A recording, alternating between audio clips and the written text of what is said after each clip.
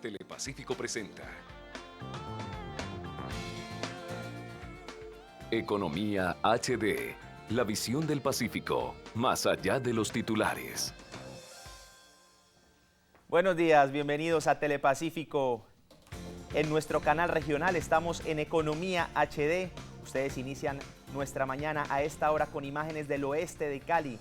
Ven ustedes el Museo Moderno de Arte La Tertulia, uno de los más importantes de nuestra ciudad, que pueden encontrar en la Avenida Primera, en la Avenida Colombia, en la Avenida también del Río, como suele llamarse, uno de los lugares más representativos de nuestra ciudad, que vienen a visitar no solamente turistas, sino que con todas esas exposiciones que se viven a diario también influyen mucho para motivar a los caleños, la cultura de nuestra capital del Valle del Cauca, nuestro departamento y del suroccidente del país. Ahí estamos viendo esas imágenes, muy contentos de iniciar la mañana como siempre en Economía HD, la visión del Pacífico más allá de los titulares. Un saludo grande a todas las personas que a esta hora nos saludan desde California y que están pendientes también esa colonia colombiana viendo Economía HD y el canal regional Telepacífico por www.telepacifico.com. Hoy iniciamos con una noticia bastante importante, muy motivadora. Ustedes han visto que en Cali se está llevando a cabo el evento Valle Empresa. Pues Michael Melanet, un venezolano de 40 años, está visitando la capital del Valle del Cauca. Es un ejemplo de vida que ustedes no tienen idea. Cuando nació tuvo problemas porque venía con el cordón umbilical precisamente rodeándolo el cuello y no le daban muchas expectativas de vida. Pues él, después de 40 años, está muy tranquilo, es economista, es uno de los líderes más importantes de Venezuela, porque además recorre el continente americano, el continente, mostrándole a la gente exactamente cuáles son esas funciones y qué puede el ser humano siempre tener presente para llevar a cabo y motivar, porque nunca hay barreras en la vida. Esta es la entrevista que le hicimos en Economía HD. La verdad que los sueños no se forjan de metal, se forjan de humanidad. Independientemente de las medallas y el número, lo importante es cada corazón que conectamos. Y para eso vivimos y para eso hacemos lo que hacemos. Michael, cuando uno se levanta y echa una mirada atrás, en el caso suyo, todos los sentimientos, ¿qué viene a su mente? Mucho agradecimiento, profundo agradecimiento y una responsabilidad tremenda por lo que viene.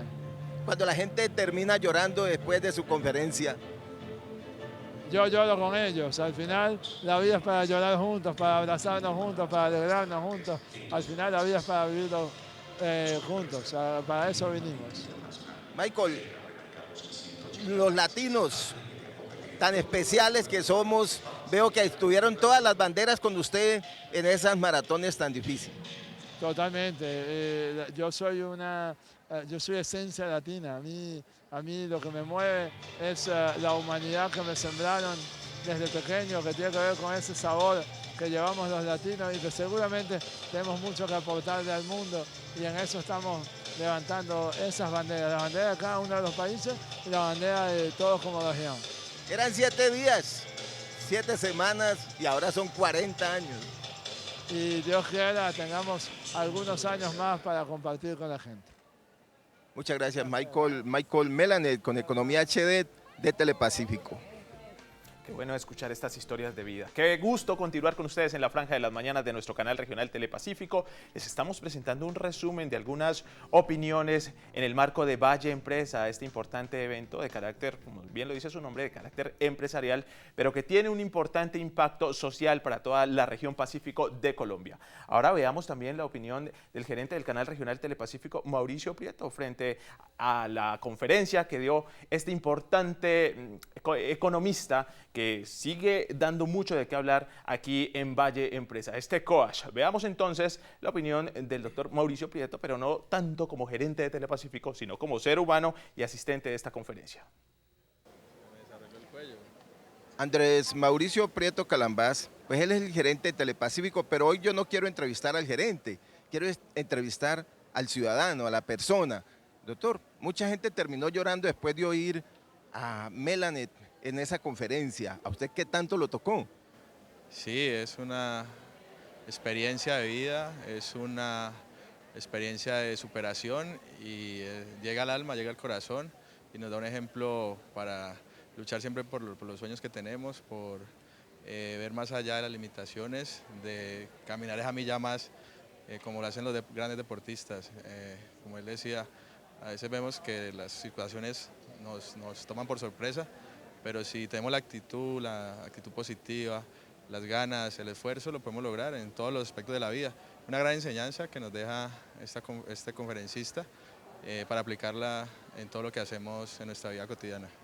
Los médicos le dijeron 7 días de vida máximo, después él dijo 7 semanas y vaya en 40 años. ¿Será que nosotros no disfrutamos la vida y no la vivimos con la intensidad que realmente es? Sí, a veces nos limitamos mucho, nuestras barreras son mentales y no miramos más allá de todas las capacidades que podemos desarrollar. Es un gran ejemplo para nosotros que tenemos todas las capacidades y a veces nos limitamos y nos bloqueamos mentalmente. Hay que seguir este ejemplo. Corrió la maratón de Boston, de Nueva York, de Tokio y a veces nosotros nos da esta pereza levantarnos temprano. Le decía yo en una entrevista a Melanet que creo que la maratón más fuerte ha sido la de su vida.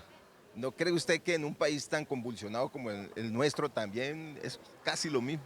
Sí, claro, este país también está un poco agobiado por las noticias, por la mala actitud, por el clima adverso y este tipo de mensajes nos sirve para, como ciudadanos, como colombianos, tener una mejor actitud para el cambio y para salir adelante. Es un país que necesita tener una mentalidad diferente y un país amigo como Venezuela, Melanie es venezolano, nos trae una gran enseñanza hoy para todos los ciudadanos y para todo el Valle del Cauca. Para cerrar, le quiero hacer una pregunta que lo voy a poner a reflexionar. ¿Cuál es su próxima maratón, doctor Mauricio? No, la maratón de sacar adelante Telepacífico, siempre ese es nuestro objetivo, nuestra meta y todos estamos caminando en ese sentido. Era no el gerente, Mauricio Prieto Calambás, el ciudadano, el que vibró con la conferencia de Melanet. Sí, señor, don Fabio, muchísimas gracias.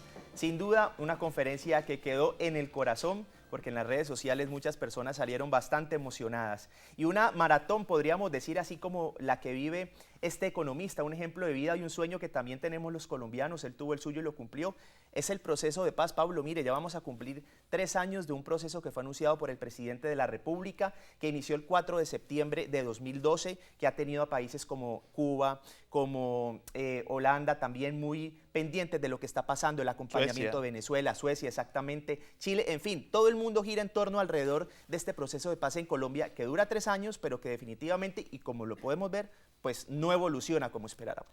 Pues busca ponerle fin a una guerra de más de 50 años. Aquí ya están nuestros invitados que nos van a presentar diferentes herramientas de análisis para ayudarnos a entender este tema. Pero la idea es que aquí usted saque sus propias conclusiones. ¿Con quién nos encontramos a esta hora de la mañana, Armando?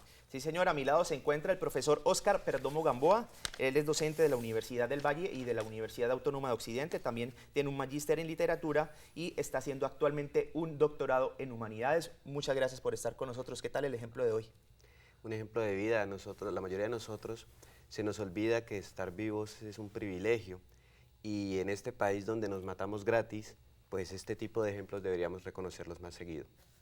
Bueno, y también está con nosotros Fabio Cardoso Montealegre. Él es el alto consejero para la paz y los derechos humanos de la Gobernación del Valle del Cauca. Además, es abogado, especialista en criminología, derecho administrativo y derecho constitucional de la Universidad Santiago de Cali y además una maestría en derecho contemporáneo de la Universidad Autónoma. Toda su vida se ha dedicado a estos temas de paz. Usted es un experto. Muchas gracias, por eso también lo hemos invitado, Fabio, a estar con nosotros en Economía. Buenos días. Gracias, Armando, por la invitación, a Pablo y a toda la teleaudiencia, con mucho gusto aquí para conversar esta mañana. Arranquemos con usted, Fabio Cardoso, porque mire que en el día de ayer un ciudadano le estaba contando sobre el tema del día y me decía, por favor, haga esta pregunta. ¿A la luz de qué puedo analizar lo que está pasando en esas mesas de acuerdo de terminación del conflicto por parte de la guerrilla de las FARC? ¿Cómo analizar todas estas decisiones que a veces nos sorprenden? La más reciente, el anuncio del cese unilateral por parte de las FARC en nuestro país. Bueno, una de las dificultades que ha habido sin duda en el proceso es que no ha habido una interlocución más fluida con la opinión pública. Las personas lo que hacen es, a partir incluso de opiniones no muy rigurosas, de manifestaciones a través de los medios. Rumores en últimas. Y de rumores, consejas, sacar conclusiones, porque la verdad ha habido cierto secretismo en el proceso, y de ahí, digamos, lo revelador y lo importante recientemente de la famosa entrevista de Humberto de la Calle, que puso al país de manifiesto y lo contextualizó y dijo, mire, estamos en una gravísima crisis, el proceso está a punto de fracasar, y fortunosamente las lecturas posteriores fueron las correctas, tanto de los países amigos, incluso con la guerrilla de las FARC, que tomó la decisión en un momento muy crítico de hacer un anuncio que de alguna forma le otorga oxígeno al proceso y le permite al gobierno maniobrar también, que estaba un poco maniatado, presionado por la opinión pública y sufriendo un desgaste político importante. Esperemos entonces qué viene después de este anuncio de la guerrilla. Algunos consideramos que definitivamente el modelo de conversar, de negociar en medio de los tiros, ha sido un modelo que ha venido desgastándose, que se ha venido agotando, y lo que está al frente es la posibilidad de concretar un acuerdo definitivo, bilateral, de alto al fuego.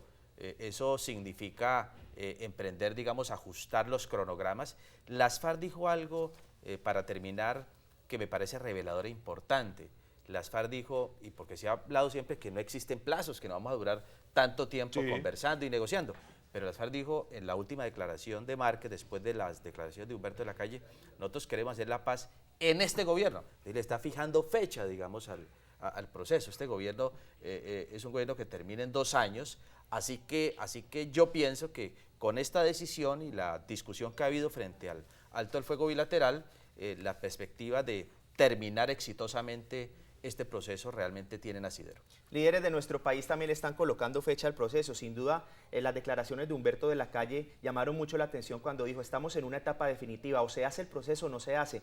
El procurador Alejandro Ordóñez también dijo que el plazo que él le debe dar al proceso y que ha sido uno de los mayores contradictores del proceso de paz es que el 31 de diciembre se debe llevar a cabo. Pero llevamos 3 años, profesor, mire, los puntos más importantes: política de desarrollo agrario, participación política, fin del conflicto, solución del problema y determinar quiénes son las víctimas del conflicto. En 3 años, ninguno de estos puntos ha podido concluirse efectivamente. ¿Qué nos puede esperar entonces en 2, como decía de pronto Fabio Cardoso, o que este año se pudiera realizar? Pues aquí se corren varios riesgos. El más evidente es que por el afán de firmar una paz, esto se dialogue mal y se arregle peor. De otro lado, a la persona de la calle, al ciudadano de a pie, de estos temas poco entiende, y no es que no le interesen, sino que él está pensando en lo inmediato, que es el disparo, la violencia al muerto.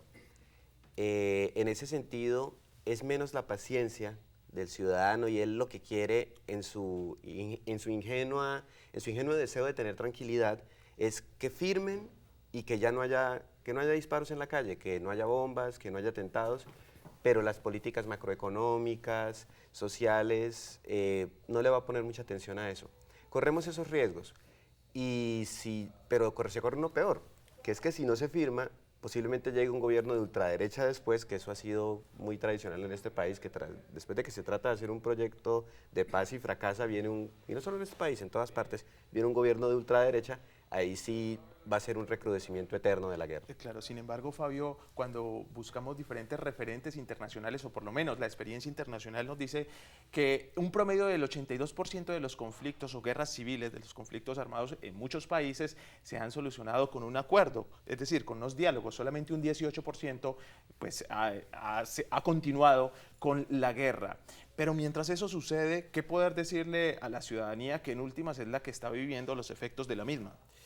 Bueno, yo sí creo, y quiero retomar un poco lo que inicialmente planteé, y era la importancia de lograr acordar un alto al fuego. Sí. Definitivamente el principio aquel que no debería afectar la mesa, lo que aconteciera en el campo de batalla, también fue un principio que terminó desvirtuado con lo del coronel Alzate. Por ejemplo, recuerden ustedes que en una acción un poco confusa, pero de alguna manera en el marco de la guerra, un general de la República fue retenido por la guerrilla de las FARC y el gobierno se levantó de la mesa, un poco incumpliendo ese principio inicial, ese acuerdo inicial, que nada de lo que aconteciera en el campo de batalla iba a impactar la mesa. La verdad es que cada que suena un bombazo, la mesa tambalea. Entonces, y desde luego la opinión pública y la ciudadanía cada vez es menos tolerante frente a esos asuntos, cuando se recrudece la violencia, cuando se generan daños ambientales como recientemente hubo, pues cuando se hace una medición, desde luego la reducción del respaldo es significativo. Así que importante es que se silencien los fusiles para que exista, digamos, un campo de acción mucho más expedito para avanzar en los acuerdos. Yo pienso que muy a pesar de lo señalado por Armando, en el sentido que no ha habido acuerdos completos, ha habido principios de acuerdos muy importantes. Nunca antes con esta guerrilla se había logrado avanzar tanto como lo ha hecho este gobierno. Y yo sí creo y soy optimista fundadamente, no tanto pues con el corazón, y es que ha habido decisiones importantes, ha habido una serie de acontecimientos que constituyen una masa crítica que lo hacen pensar a uno que efectivamente el asunto va a terminar y va a terminar con un acuerdo que le ponga fin a esta guerra y podamos nosotros entre todos, sí, que esa es otra cosa, allí se va a parar la guerra, pero una paz duradera, estable, sí la tenemos que hacer entre todos y todas las colombianas. Por supuesto. Fueron importantes las palabras de Humberto de la calle Lombana con la entrevista que le hizo a Juan Gozaín, esas frases que quedaron un poco en el análisis y en el contexto que necesitamos los colombianos para entender un poco las realidades de este proceso de paz. Recordemos. Podría ser incluso un cese bilateral del fuego, bilateral, antes de la firma del acuerdo. Ese es un punto crítico el que usted ha preguntado, don Juan, y que es esencial. Dijéramos que la posición inicial del gobierno era el cese del fuego bilateral y definitivo ocurrirá con el acuerdo. En efecto, en este punto hemos cambiado.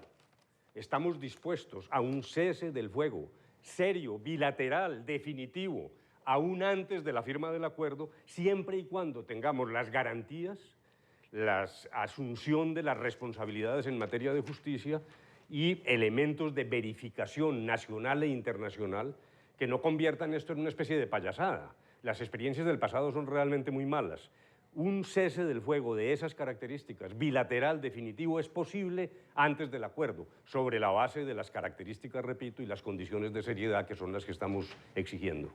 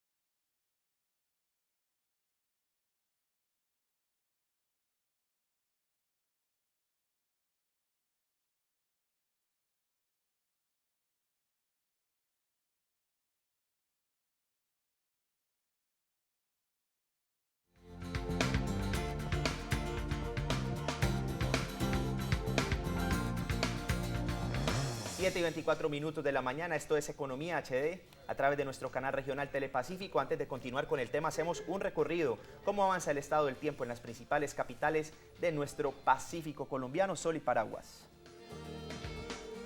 Veamos entonces el estado del tiempo en la capital vallecaucana, por ejemplo. A esta hora, cielo mayormente nublado y una temperatura promedio de 19 grados centígrados. En Popayán también, parcialmente nublado el cielo y una temperatura promedio de 14 grados centígrados. Sí, señor, continuamos este recorrido ahora en Pasto, la capital de Nariño, 10 grados centígrados, mayormente nublada la capital de ese departamento al sur de nuestro país. Mientras tanto, en Quibdó, con tormentas a esta hora, 24 grados centígrados y la humedad que la caracteriza. Y la protagonista de este tema hoy en Economía HD, La Habana, 24 grados centígrados, se encuentra mayormente soleada a esta hora en Cuba. A veces pensaríamos que, como bien lo decía Armando, que la protagonista podría ser La Habana, porque allá estamos esperando una respuesta frente a los acuerdos de terminación del conflicto armado en nuestro país, pero la protagonista también podría ser la misma ciudadanía, y eso fue ese fue quizás el planteamiento que usted dejó. Una vez se anuncie el fin del conflicto armado o se anuncie la firma, comenzará el posconflicto y comenzará a asumir una verdadera conciencia de vivir ya olvidados de esa relación víctimas-victimarios. ¿Cómo será la refrendación, por ejemplo, Fabio? Bueno, esa es una discusión también que está por concretarse. La tesis, por ejemplo, del fiscal es que no se necesita refrendación. Sin embargo, el gobierno ha insistido que sí haya refrendación. En todo caso, pienso que finalmente tendrá que haber un evento, un acto, un proceso en donde la ciudadanía de alguna forma avale, legitime, respalde el proceso. Eso debería ser una preocupación grande del gobierno y los negociadores de las FARC, y es que el proceso hoy está tal vez en su peor momento, en el sentido que hoy tiene muy poco respaldo de la ciudadanía. En este aspecto, tanto el gobierno como las FARC han sido muy malos políticos, no han sabido comunicarle al país, incluso el gobierno mismo. Tal vez hubo un esfuerzo grande en elecciones en donde finalmente la ciudadanía votó por la propuesta del presidente, sí, pero de ahí en adelante ha habido realmente una desconexión con el país en el tema de la paz. Importante hacer un esfuerzo grande, pedagógico, en relación pues con los alcances, con las posibilidades y lo que significaría refrendar un acuerdo de esta naturaleza para Colombia en términos económicos, sociales, políticos, democráticos. Ese es un elemento importante que hay que trabajar. Bueno, las FARC dio a conocer ayer que tenía en su poder al subteniente del ejército Francisco Moscoso. Ya lo habíamos hablado, ustedes también lo vieron en las diferentes emisiones también de los noticieros y aquí en Telepacífico Noticias durante todo este tiempo, y podríamos decir que la fecha determinada de la propuesta de ellos para iniciar el cese unilateral del fuego es el 20 de julio. Pero digamos que han pasado cosas, Pablo, y lo estábamos hablando ahora en comerciales, como lo sucedido en Norte de Santander, donde murieron 2 policías, también el ataque en Argelia. Exactamente. ¿Por qué esperar una fecha hasta el 20 de julio cuando las acciones y las determinaciones se deberían hacer inmediatamente y no poner más en riesgo a la población civil? Aquí se está jugando un ajedrez. Entonces, todos estos pasos son muy premeditados, no solamente por la guerrilla, sino obviamente por el gobierno. Anuncio la jugada que voy a hacer, a ver cómo se va a preparar el otro, cómo se va a preparar la ciudadanía, qué reacción hay del público. Y digo del público no de manera satírica, sino porque se está jugando también una imagen. Aparte de todo lo que va en cuanto a las leyes, a la instalación del Congreso, a la parte legal, se está pensando, en mi opinión, ambas partes están tratando de ganarse a una audiencia, y de nuevo utilizo esa palabra porque la ciudadanía colombiana tiene la paz como un anhelo, a veces imposible, pero que da la impresión de que está al borde de la mano, pero que no se puede alcanzar. Y en ese respecto, Cicerón escribió alguna vez, ¿para qué leyes donde no hay costumbres? Dar una orden de que haya un cese al fuego, de que se acabe un proceso, no necesariamente va a acabar con una violencia. No solamente en cuanto a que si hoy un líder guerrillero dice vamos a suspender de aquí a que eso llegue al último frente o que se interrumpan unas acciones bélicas, igual la violencia, la sensación de que aquí nos estamos matando va a perseverar. Y eso es mucho más complejo de combatir. Muy bien. Fabio Ariel Cardoso, alto consejero para la paz, nos acompaña también en Economía HD y con las declaraciones del jefe del equipo negociador por parte del gobierno nacional, Humberto de la Calle, hace algunos días, pues también se abrió la baraja de posibilidades de pensar en alternativas y surgió por ahí una, y es de buscar un espacio de concentración para la guerrilla de las FARC, obviamente donde no sea objetivo militar, sino que desde allí también se puedan buscar estrategias de conciliación. ¿Puede ser prudente esa iniciativa? No, yo pienso que es la única.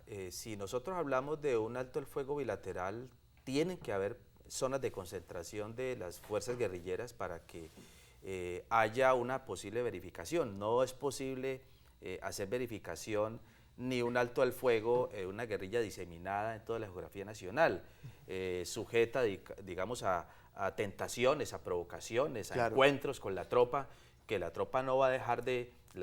me refiero para las fuerzas estatales, así que tiene que haber procesos de concentración. Sin embargo, la experiencia, la historia, pues a los colombianos nos recuerda solamente es el Caguán 13, 14 años atrás y la experiencia no fue buena.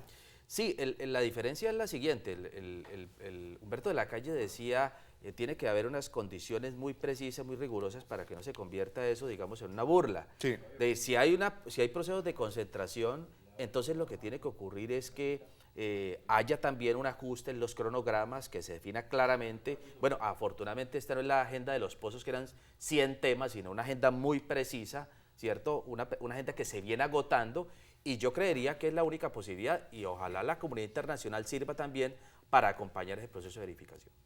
Estamos en Economía HD, la visión del Pacífico más allá de los titulares, donde estamos compartiendo diferentes opiniones, apreciaciones sobre lo que se vive actualmente en nuestro país, la búsqueda del acuerdo de terminación del conflicto armado en Colombia y esperando entonces lleguen las razones desde La Habana, pero también proponiendo desde nuestro país. Armando. Sí, señor, en la página de la Presidencia de la República dice: Presidente Santos dice a las FARC que es el momento de las decisiones para ver si hay paz o si seguimos en la guerra. Profesor Óscar Perdomo, de la Universidad Autónoma y de la Universidad del Valle, ¿cómo podemos interpretar estas? Básicamente, para la gente, como una esperanza. Porque la gente sí desea que esto se acabe, pero como aquí estamos tan acostumbrados a matarnos, a que se solucionan los problemas con más violencia, incluso cuando todavía no hay violencia, se ejerce la violencia para poner un argumento, para poner una razón. La idea sería, en mi opinión,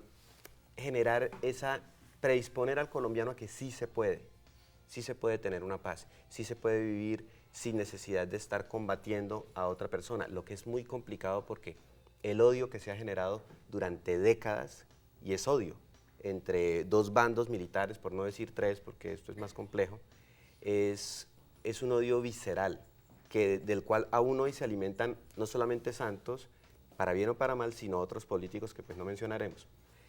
Profe, pero esa predisposición yo la relaciono como ganar confianza frente a una posible apuesta por la paz. ¿Cómo ganar esa confianza en medio de estas realidades tan críticas? Aquí casi que toca poner una palabra que a mí no me gusta, pero hay que usarla, la palabra fe. Es horrible esa palabra, no me gusta el concepto. Ahorita que hablaban de la concentración, recuerden que cuando Rojas Pinilla, cuando se negociaron ciertos acuerdos con algunas partes de las guerrillas del llano, la negociación fue: entreguen las armas, y apenas se entregaron, los acribillaron, los masacraron y dejaron esos cadáveres allá en medio de los llanos. Ese tipo de actitudes históricas no han desaparecido de la mente, de pronto de la mente del colombiano, que lamentablemente no recuerda la historia, pero eso existe todavía. Entonces, tener esa confianza en el otro es el paso principal para erradicar esa predisposición, ese odio, y es muy complejo. Muy bien, vamos a hacer una pausa para comerciales y ya volvemos con la parte final de Economía HD, hoy cuando estamos buscando generar diferentes herramientas de análisis frente a un tema determinante para nuestro país, la búsqueda de terminar el conflicto armado en Colombia. Ya volvemos.